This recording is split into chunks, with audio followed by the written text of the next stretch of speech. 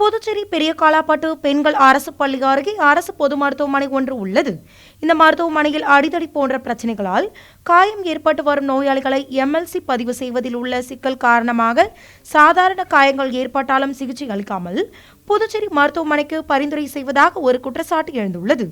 இந்நிலையில் பிப்ரவரி 7ஆம் தேதி இரவு 7 மணி அளவில் தமிழக புத்துப்பட்டு பகுதியைச் சேர்ந்த ஒரு பெண்மணி மற்றும் 4 பேர் அடிதடி காயங்களுடன் இந்த மருத்துவமனைக்கு சிகிச்சைக்காக வந்துள்ளனர். ஆனால் பணியில் இருந்த செவிலியர் மற்றும் உதவியாளர்கள் அவர்களிடம் சிகிச்சை அளிக்காமல் புதுச்சேரி மருத்துவமனைக்கு பரிந்துரைத்ததாக கூறப்படுகிறது. இதில் ஆத்திரமடைந்த அந்த நபர்கள் மருத்துவமனையின் கதவு, கண்ணாடி மற்றும் டேபிள் ஃபேன், விசிறி உள்ளிட்ட பொருட்களை அடித்து நொறுக்கியுள்ளனர். இதனைத் தொடர்ந்து தகவல் அறிந்து சம்பவ இடத்திற்கு வந்த காலாப்பட்டு காவல்துறையினரிடம் அந்த நபர்கள் வாக்குவாதம் செய்துள்ளனர். அப்போது பணியில் இருந்த செவிலியர் அதனை வீடியோ எடுத்தபோது செவிலியரையும் அங்கு பாதுகாப்பிற்கு வந்த காவல்துறையினரையும் தள்ளிவிட்டதாகவும் கூறப்படுகிறது.